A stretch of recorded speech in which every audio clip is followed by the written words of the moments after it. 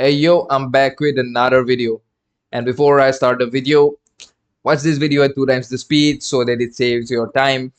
And yeah, without any further ado, let us talk about UFC 302.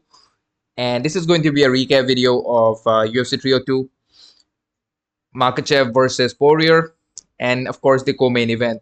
I didn't watch the rest of the fight card, so yeah, I'll be only talking about the co-main event and the main event, and maybe I'll talk about a bit of Jailton Almeida fight. But first, let me start with the main event. Uh, Islam Makachev defeated Dustin Poirier round 5, dart choke, and round 4 Poirier was doing really well. But apart from that, I think from round 1 to round 3, Makachev was winning those fights, winning those rounds. I think one of the judges gave it 2-2 to Justin, 2-2 to Dustin, and I just said Dustin, 2-2 to Poirier. So I don't know. Uh, in my opinion, Poirier actually did really well, and he did much better than what I thought he was going to do. I thought Poirier was going to get finished in the very first or second round by a rear naked choke, but he did get finished by a submission. He got finished by a dart choke, but he got finished in the very final round, which is completely different from his performance against Habib. I think Habib finished him in third round, and Habib was dominant. Like Habib did not lose a single round against Poirier, whereas against Makachev lost a couple of rounds. I think at least round 4. He lost round 4, and he was bleeding. He was bleeding like crazy. There was this staph infection thing. I think Makachev apparently had staph infection. I think that might come into play, but at the end of the day, it was a really good performance by Poirier and also a really good performance by Habib. Why did I say Habib? I mean Makachev. Also, Habib was in the corner, and Habib was angry, dude. Habib was like really worried. Like he was really angry. He was really animated in there. Uh, every time the every time they would show the corner cam, Habib would be like, "Take him down. Why don't you take him down?"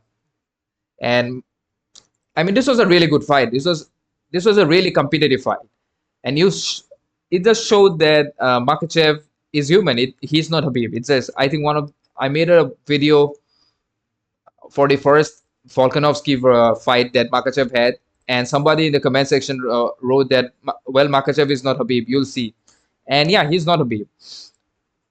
I mean, this is also brings the question forward that how good was Habib Nurmagomedov? He fought against Dustin Poirier, and Dustin couldn't do anything against Habib. Like Habib destroyed Dustin Poirier. He destroyed him like like from first round onwards. Habib was dominating Dustin Poirier, but that's not so in the case of Makachev. Overall, it was a really good performance by Makachev. You got to see, and I've been telling you, Makachev's striking is underrated. He's actually a very good striker. He landed quite a lot of shots against, quite a lot of good knees on Poirier, like really flush knees to his face, really good knees. But it's just somehow Dustin Poirier, the diamond, has a diamond chin, has a chin of diamond. He just doesn't go out. And when Poirier was throwing elbows, he was throwing some really good. I think did he throw jab? No, he was throwing a lot good right hand, and that did make Makachev bleed. I didn't think that this fight would go 5 rounds. That was a really big surprise for me that the fight actually went 5 rounds. And from round 4 onwards, Poirier he just gave a lot of hope to the fans. But it is what it is. My prediction is correct. Makachev did win this fight, but of course, I did not predict that this fight would go 5 rounds, or I did not give a fighting chance to Poirier. But it is what it is. And I think Dustin is going to retire. Poirier is going to retire after this fight, which is rightfully so. He should retire. He has already achieved whatever he could wanted to achieve in this fight game.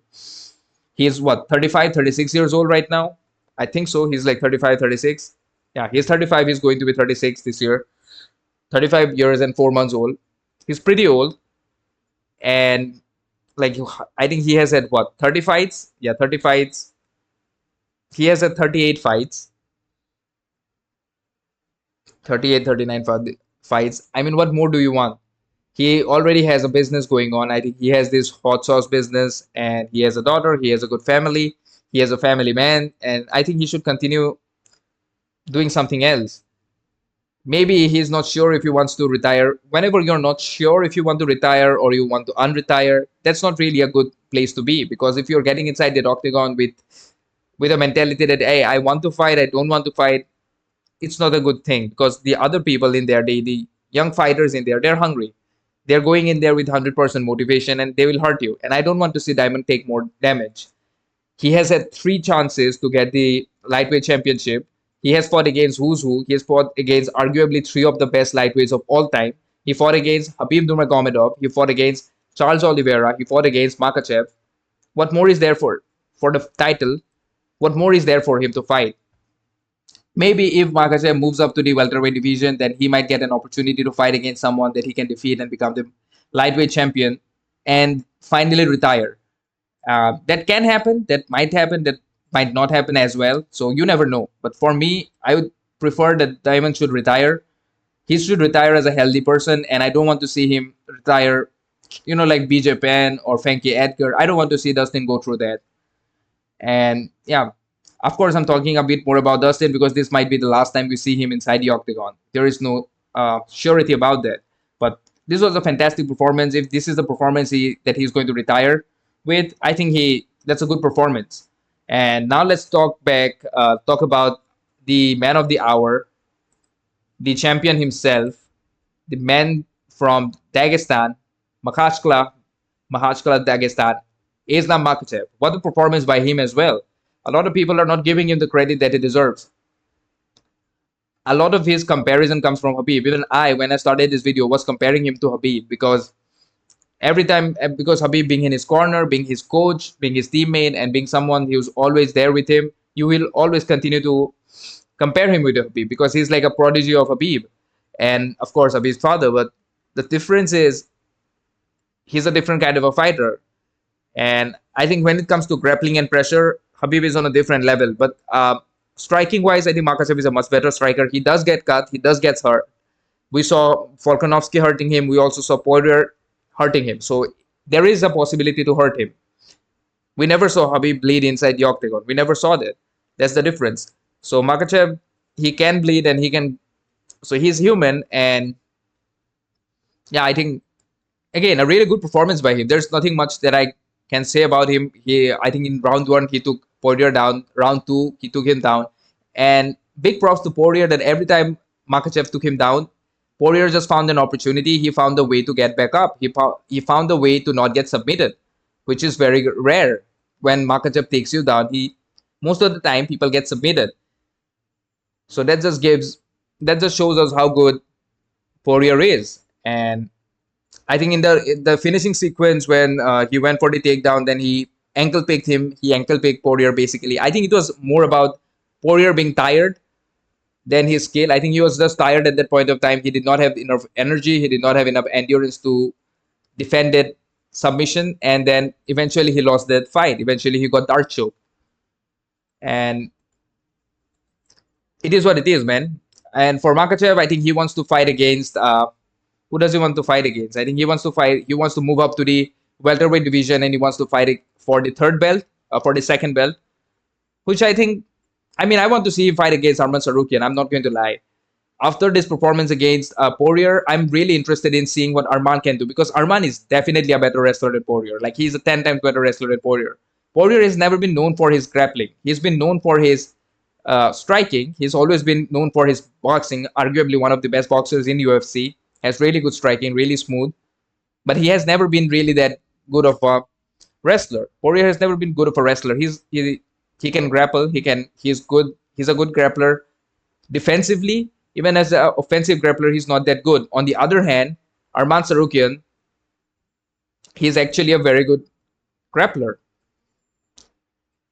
I'm really interested to see what Arman can do. And Arman is fairly young. Dustin is what, 35, 36? Like I said, Arman is what, 28, 27 right now? Let me check out. How old is Arman Tsarukyan? And Arman, when he fought against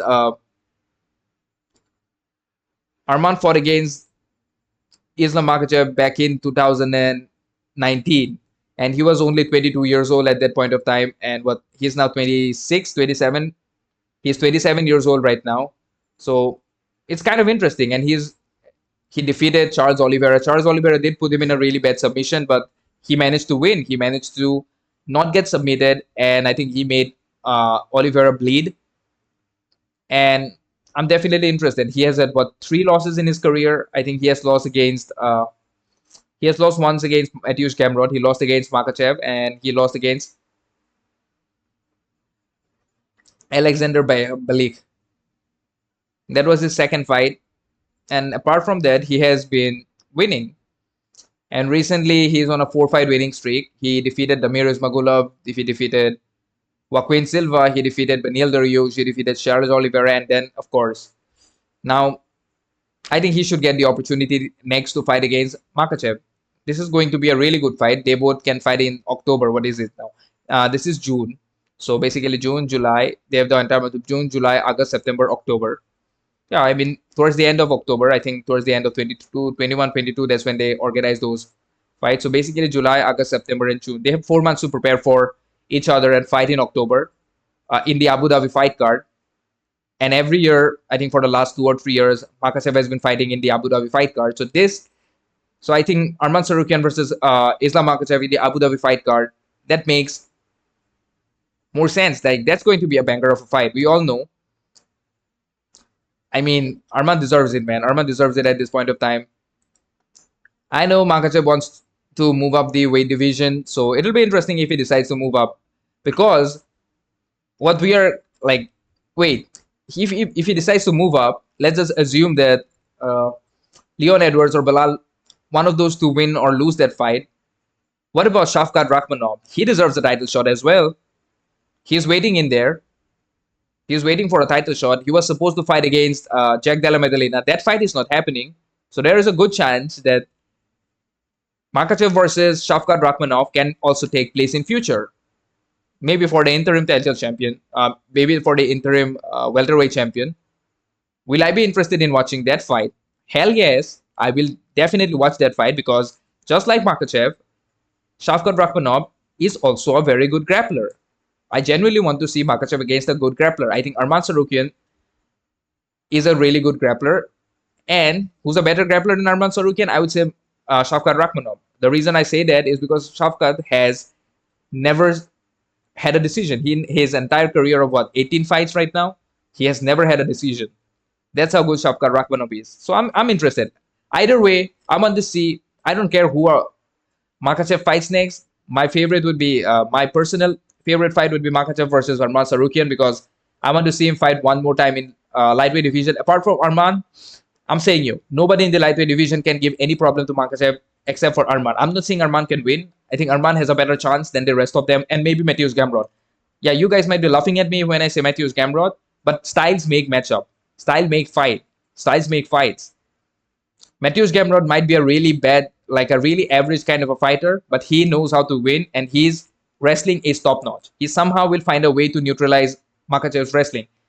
When it comes to striking, Makachev is like definitely better than him, but somehow I think Mateusz Gamrot just has that ability to make a fight boring and somehow win that. He did that against Arman Sarukian. I think that was the best grappling wrestling fight in the history of UFC. Arman Sarukian versus Mateusz Gamrot. Just if you are a grappler, if you are a wrestler, that was the best fight. Now, okay, that's enough. Big congratulations to Makachev. I want to see him fight next. Maybe Arman Sarukian, maybe the winner of Leon versus Bilal, or maybe Shavkat Rakhmonov. Personally, I want to see him against a good grappler. Now let's talk about the co-main event. The people's main event. A lot of people are saying this is going to be the people's fight, this people's main event, but this was kind of lackluster. They did not really live up to the hype. But I said it. Whatever I predicted, I said that Paulo Costa will be doing well in the first or second round. From towards the end of second round up to the fifth round, Sean Strickland is going to win. He's going to win those fights decisively. A lot of people did not. I think everyone agreed with me when I said that. Some were saying that Sean Strickland will finish Paulo Costa. No, he didn't. A lot of people were saying, wait, why did Sean jump towards the end of the fight in the very fifth round? In the very last round, Sean started jumping and throwing head kicks. The thing is, Sean Strickland doesn't have a knee. Yes, Sean Strickland probably does not. He cannot really walk properly. I think watch the JRE episode where he says that he doesn't have a bone in there or a ligament in his knee, due to which he cannot really walk properly. That's the reason the way he fights. He cannot do those stuff that you see Paulo Costa do. Like he cannot be explosive like Paulo Costa but still, I'm happy with Sean Strickland's performance. It went exactly as I thought it would do, where Sean would constantly pressure Paulo Costa. He'd I mean, I don't think Sean Strickland took any damage in the fight. I don't think took that much of damage. A lot of punches landed on Sean Strickland, but they did not land on his face. They landed mostly on his elbows and his hands. That's what people don't realize. He's defensively very sound. When you're looking at it at real time, it looks like Paulo connected on him. But if you slow down those footage, then those videos, then you can kind of see that it mostly lands on his shoulders, on his hands, on his in his guard. Like that's how he defends his punches. Paulo did land a couple of good leg kicks. I think he landed more than a couple. He landed a good number of leg kicks, but while landing those leg kicks, he also ended up hurting himself. When Sean checked, I think 2 or 3 leg kicks. I think that was in round 2 or round 3. Paulo really, like, he could not even walk properly for a couple of minutes. And then Sean did rock him a couple of times. He dropped him. I don't know if he rocked him. But towards the end, I think there was this head kick. I don't think that head kick was the reason. I think Paulo was just flustered and he was tired. Of course, Sean Strickland he just pressures you, and he has definitely better gas tank than Paulo Costa. It went exactly as I predicted it to be, that Sean Strickland is going to win the fight by unanimous decision towards in the fifth round. Paulo Costa will win a couple of rounds. I said it, and it went exactly as I said. Now, what's next for Paulo Costa? I don't know. He's in the middleweight division, and he looks good. It's not like he's doing bad. He fought against 2 former champions back to back, Robert Whittaker and Sean Strickland, 2 really good former champions, and he lost to both of them. He won against Luke Rockhold. I mean, who does he fight next? Look, apart from Israel Adesanya, like, Sean Strickland has to be the number 2 best fighter, best middleweight in the planet right now. If Dricus du Plessis is ranked number 1, then Sean is ranked number 2. If you consider Sean Strickland lost that fight, there was a robbery, then that means that Paulo Costa went 5 rounds, 5 hard rounds against arguably the best middleweight fighter in the entire planet. Then he also fought against Robert Whittaker. Robert has to be like top 5 middleweight fighters in the world right now. You went 5 rounds against him. Let's see. I mean, what more is there for him?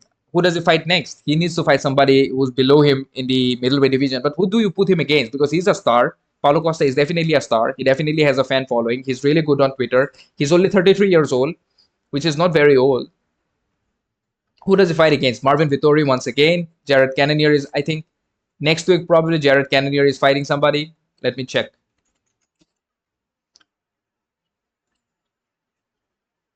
Yeah, Jared Cannonier and Nasruddin Imavov, they're both fighting each other. Maybe the winner of that fight can fight against Paulo Costa, or maybe the loser. I don't think the loser of that fight is going to fight against Paulo Costa. Wait, did they cancel the Tatsuro Taira fight? Damn. I don't think so. Ah, okay. Thank God they did not. Whatever. I was just worried that.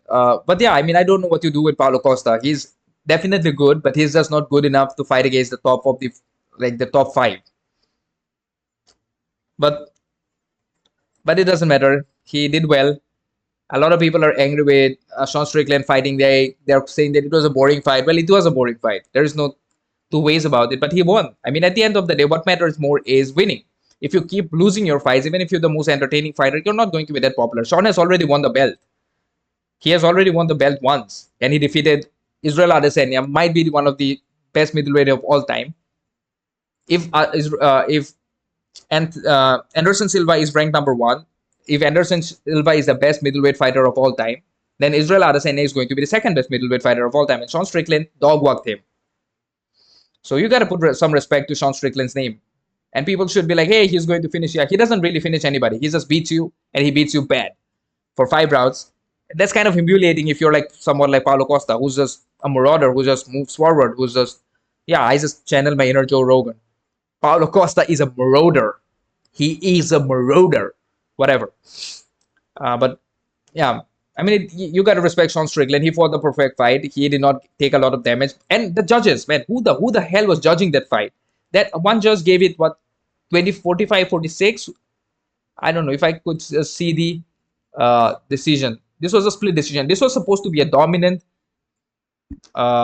unanimous decision for Sean Strickland. This turned out to be a split decision because of a judge who was probably high on something. He was probably consuming something. I don't know what he was consuming, but he should definitely be, like, the USADA should test the dude, test the judge for whatever he was consuming. Usada should definitely test that dude. He was definitely consuming some tainted supplements. But overall, I think the fight card was not really that exciting.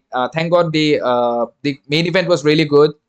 And yeah, I guess that's it from this video. If you enjoyed the video, then drop a like and please share this video to your friends and family who likes to watch UFC and talks about MMA. And definitely write me in the comment section. I want to know what is your opinion about this fight card and who you want to see these fighters fight in their next upcoming fights. And please subscribe to my channel. I've got very few subscribers, dude. I want to get to 2,000 subscribers before the year ends. So yeah, peace out.